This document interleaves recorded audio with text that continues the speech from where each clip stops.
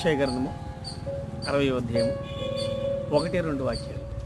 లెమ్ము, తేజరిల్లుము, నీకు వెలుగు వచ్చిన్నది, యెహోవా మహిమ నీ మీద ఉదయిస్తుంది.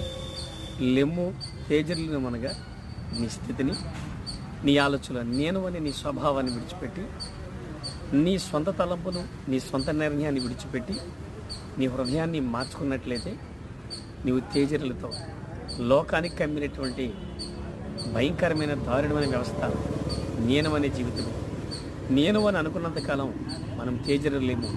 నువ్వు దీవించబడి నీ వర్ధిల్లాలనంటే నేను అనే స్వభావాన్ని విడిచిపెట్టి ఆయన మాట విని ఆయన వైపు తిరిగినప్పుడు నీవు తేజరిల్లడం ప్రారంభించబడతావు.